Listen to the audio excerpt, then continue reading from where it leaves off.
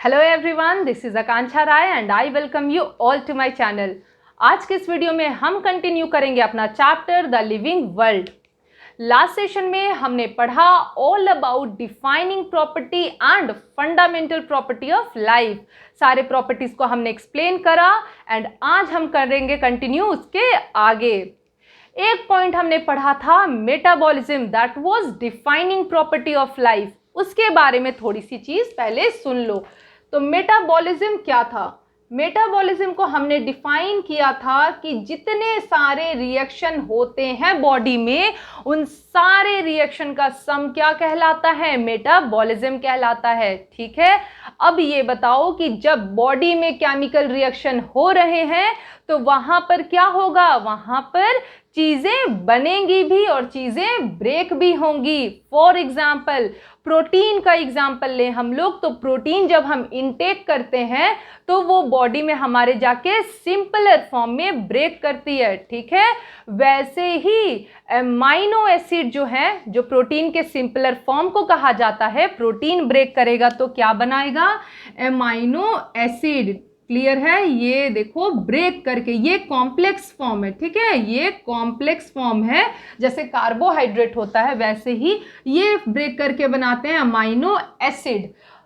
वैसे ही जब amino acid जो सिंपलर फॉर्म है, कई सारे मिल के क्या बनाएंगे? वापस से वो प्रोटीन भी तो बनाएंगे। तो एक जगह चीजें बड़े से छोटे में टूट रही हैं और दूसरे में छोटे से बड़े में बन रही हैं। तो इसी बेसिस पे केमिकल रिएक्शन जो होते हैं बॉडी में, उनको डिवाइड किया गया है टू टाइप्स में, बनना बिगड़ना, और कुछ है क्या बीच में? नहीं। Anabolism and second is catabolism. देखो ये दोनों जो टर्म है, ये चैप्टर स्पेसिफिक नहीं है, सिर्फ चैप्टर में तो है ही, बट ये हमेशा आते रहेंगे दोनों टर्म। तो इन दोनों का मीनिंग ना ऐसा सेट होना चाहिए। थोड़ा सा एक ट्रिक बता रही हूँ कि दोनों में कंफ्यूज ना हो। याद हो गया तुम लोगों को ऐसे ही तो बहुत अच्छी बात है। सी से रिलेट कर लेना कट वर्ड। ठीक है, सी से कट, कट मतलब बड़े से छोटे में कट करना। अब छोटी चीज को तो बड़े में कट करेंगे नहीं, तो जहां कैटाबॉलिज्म होगा, ओके कट, क्लियर, मतलब चीजें टूट रही हैं। ये समझ में आया? एनाबॉलिज्म को हम लोग और क्या कहते हैं? कंस्ट्रक्टिव मेटाबॉलिज्म, मतलब किसी चीज को बनाना। क्लियर? और कैटाबॉलिज्म को हम लोग कहते हैं डिस्ट्रक्टिव मेटाबॉलिज्म। ये नहीं सोच लेना कि बर्बादी ला रहा है, सारे रिएक्शन बॉडी के लिए जरूरी हैं।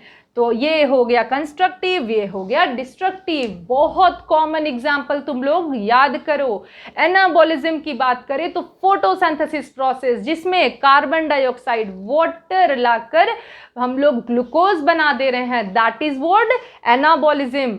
दूसरे एग्जाम्पल पे आओ, रेस्पिरेशन, जहां पर हम एक बड़े मॉलिक्यूल को, ग्लूकोज को तोड़ के बना रहे हैं एनर्जी, वो हो गया हमारा कैटाबॉलिज्म। क्लियर हो गए ये दोनों point?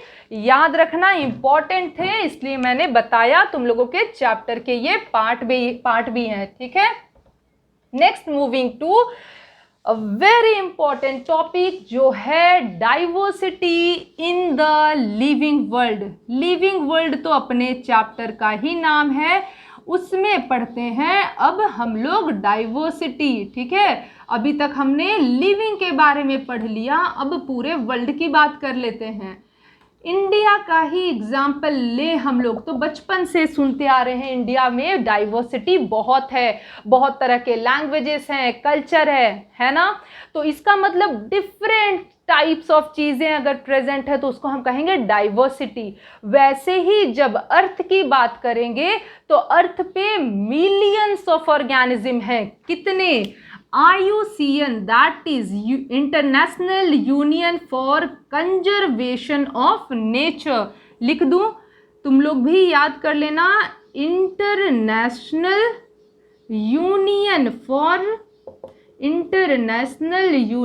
For conservation of nature. कितने अच्छे साउंड कर रहे हैं ना, ये नेचर को कंजर्व करने का काम कर रहे हैं। तो इन्होंने जो डेटा दिया है उसके according till date 1.7 to 1.8 million species discovered है।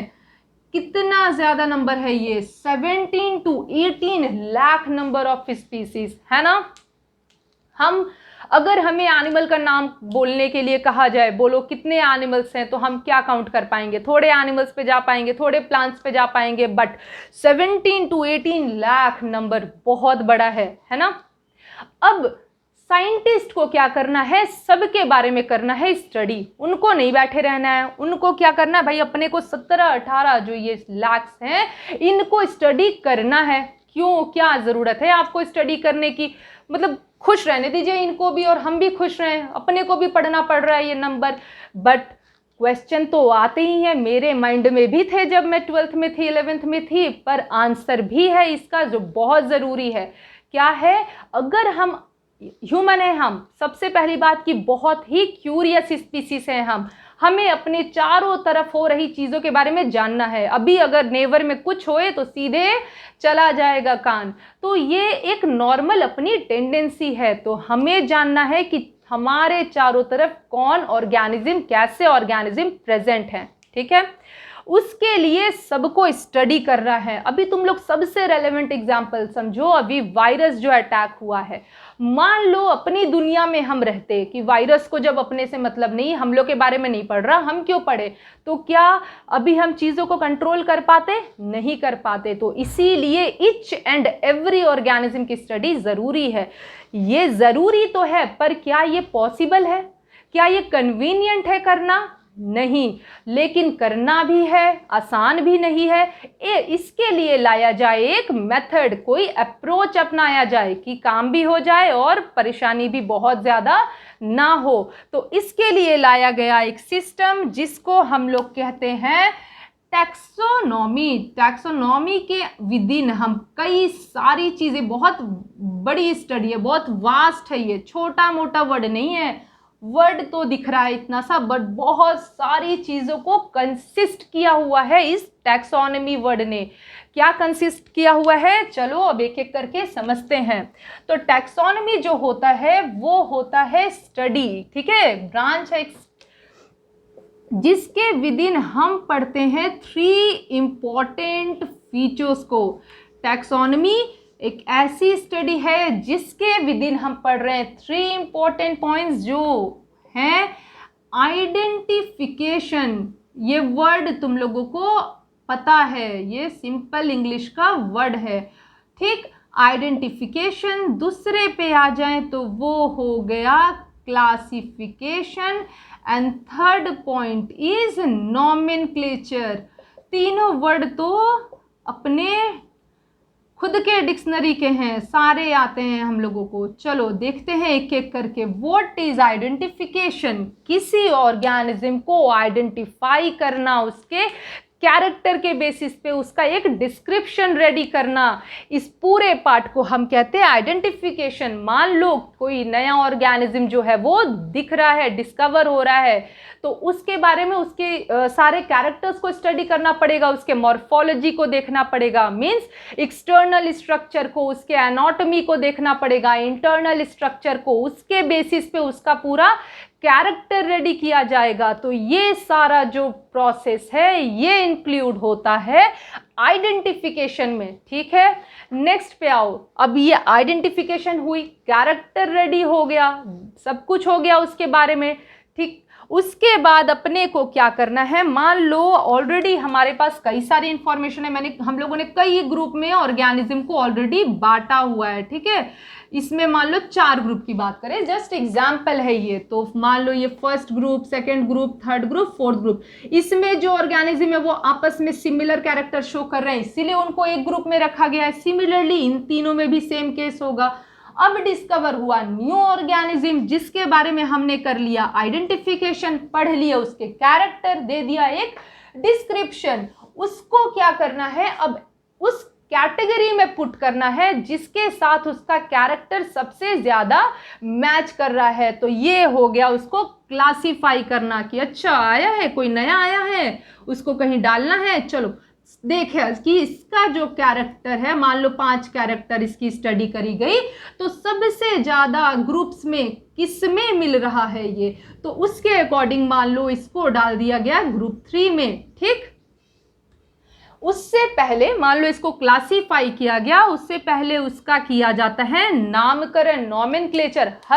हर लिविंग ऑर्गेनिज्म का नाम है। एक तो हम जानते हैं क्या कहते हैं उसको, लोकल नेम, जिसके थ्रू हम अपने स्ट्रीट एनिमल्स को जानते हैं, प्लांट्स को जानते हैं। बट जब पूरे हाई लेवल पे स्टडीज होती है, साइंटिफिक लेवल पे, तो वहाँ पर जो लोकल नेम है ना, उनको अंडरस्टैंडिंग में लाना डिफ़िकल्ट हो जाता है। क्यों? क्योंकि लैंग्वेजेस बहुत सारे हैं, लोकल लैंग्वेज अपने यूज़ करते हैं लोग।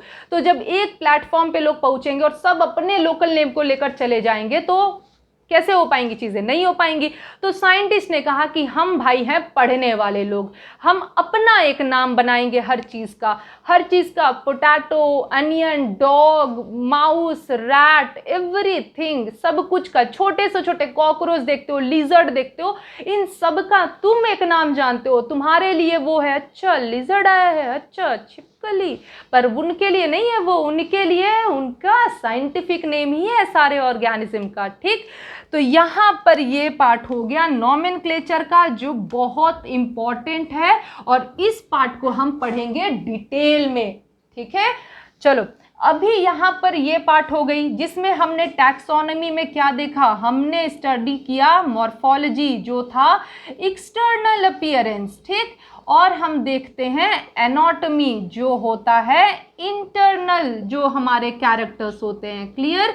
और इसमें आ जाएगा मान लो बायोकेमिस्ट्री, क्या रिएक्शन हो रहे हैं बॉडी में, ये सारी चीज़ें। ठीक, इस पूरे पार्ट को हम कह रहे हैं टैक्सोनॉमी। कितना अच्छा वर्ड है, नहीं?